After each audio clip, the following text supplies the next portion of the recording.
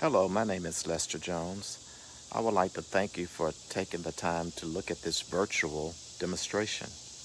And also I would like to thank Tennessee Crafts for giving me this opportunity. Like most artists, I started off developing a passion for art at a very young age. Drawing with the pencil was fundamental. But as I developed more interest in other areas, I became more involved with 3D, and this is where I found a passion. First got started with clay on a potter's wheel. I had a desire to learn how to make pots back in the early 90s. So I invested in a potter's wheel, and again, this is where I first got started.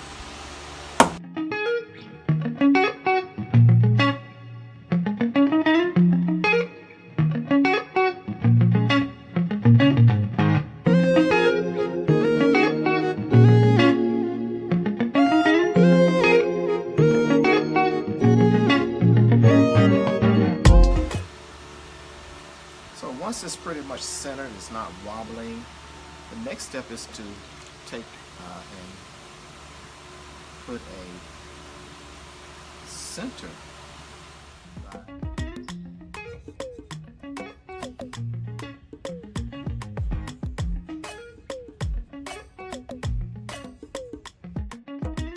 One thing that I quickly learned that becoming a potter, you also must become a chemist, because when you are experimenting and making your own glazes, there are so many different raw materials that you must experiment with in order to be successful with your glazes.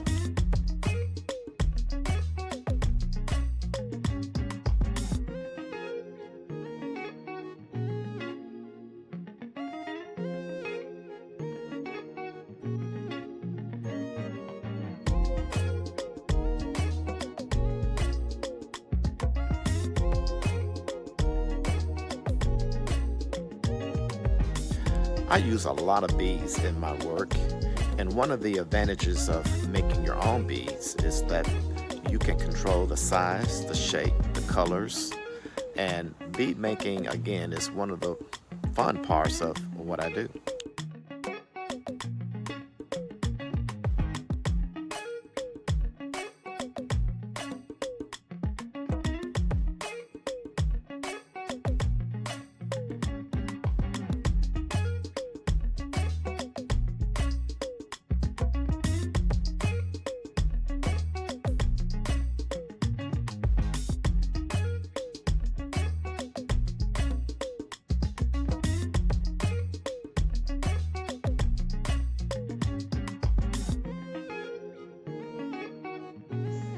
It wasn't until a very dear artist friend introduced me to a beater.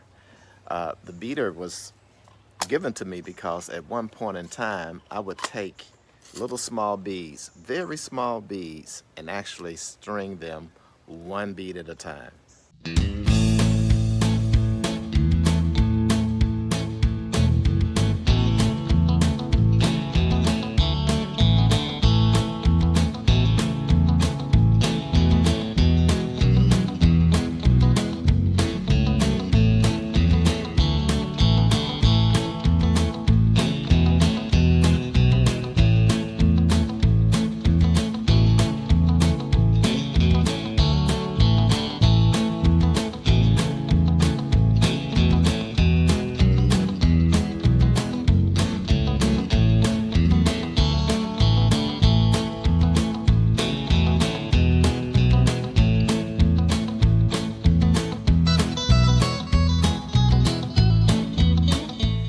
have been rakuing now for over 20 some odd years, and I tell you, it is always something fascinating about that process. Raku started back during the 16th century in Japan. I understand that the emperors wanted their tea vessels in a hurry, quick in a hurry. So, in essence, that is the rapid firing technique that raku is. It's just a fast firing technique. Here in America, we have improvised the technique a lot, but again, it's something about that fast firing, that smoke, that unpredictable outcome of the glazes that I create along with the raku firing that is always so intriguing to me.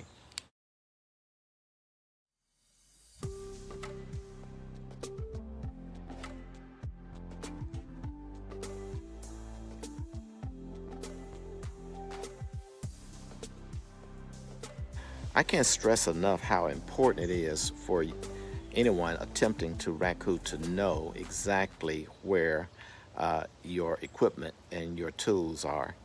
It is so very important to know where your tongs, your protective sleeves are, and just be aware of your surroundings. Have your water in case of some unforeseen predicament. Have your water handy. And there are two reasons why I like to raku at night. One is because of the dramatic view that you will see with the smoke and the fire and the pieces being removed. And the second reason is basically because at night it's generally cooler than it is during the day. You can only imagine how hot removing 1700 degree pieces and removing it and transferring it to your combustible galvanized chamber. You can only imagine how hot that would be. So again, I just want to stress how important it is to know your tools, know your surroundings, and have everything ready for you at your convenience, and then enjoy the process.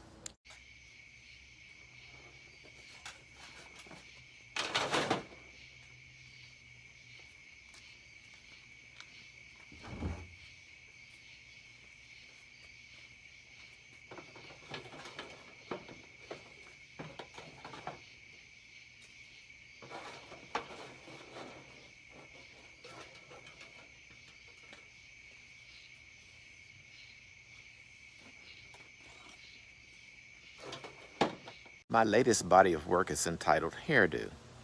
I'm playing off of the word hairdo, but I'm actually saying herdo. Now, the do in hairdo represents distinguished, eccentric women. And the hairdo basically is a way of saying that these distinguished, eccentric women are now wearing some of the most elaborate, sophisticated, fancy hairstyles out there. So I like to capture that in my work. I have curls and coils of wire twisted and fashioned in different ways that represents that crown of glory, the hairdo.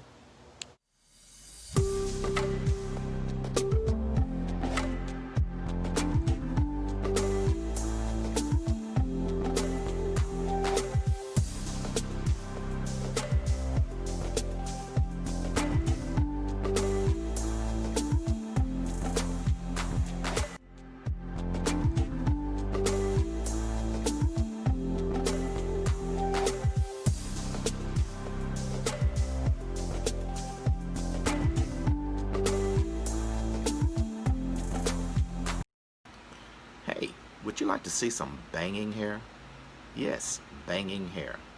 I have been told by several people that the hair on my sculptures are banging. So I want to show you some banging hair. I take a piece of 16 gauge tie wire and basically just twist it. And after getting it twisted, I will take a hammer basically and just bang on it.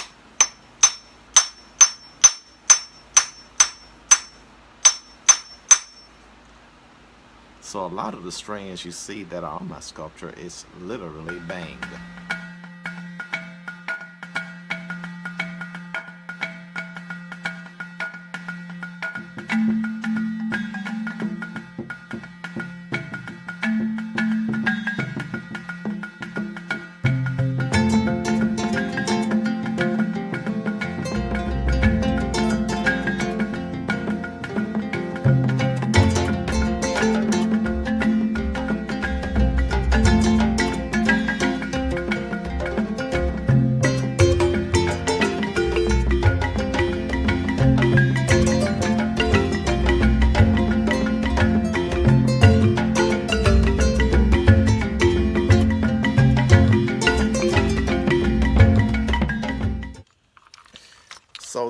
overall is almost complete. There are a few more beads that I want to add to the back of her, and a few more touch up on some of the colors that I'm deciding to use in her dress. Other than that, I think that she is just about, as I said, complete. All right, I like that so far. Let's have a lighter color bead here to be placed. Oh, that throws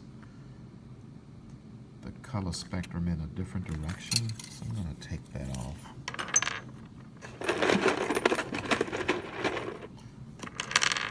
And try this one. So stay tuned and just see, just so that she will have a more completed look.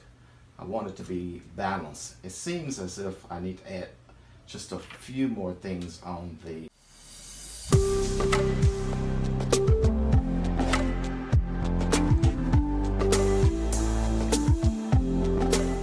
complete this particular sculpture within the next few days. I'm still toying around with other types of beads for the necklace, but I'm liking what I'm seeing at this point. I have options with how I'm going to place the strands of beads over her forehead and incorporate a couple of more beads around her neck. But at this point, I'm very pleased at what is happening with the black pony beads against the clay hair. The clay hair is basically etched braids that I attached to the face while forming the face, and it has a very dark, smoky appearance. And I like, again, how the black beads will accentuate the clay braids. So stay tuned and let's see how this young lady progresses.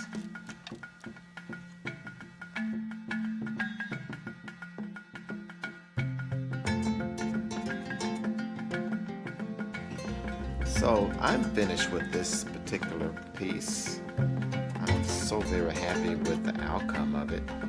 But there's just one problem. I haven't decided a name for it. I'm seeking your assistance.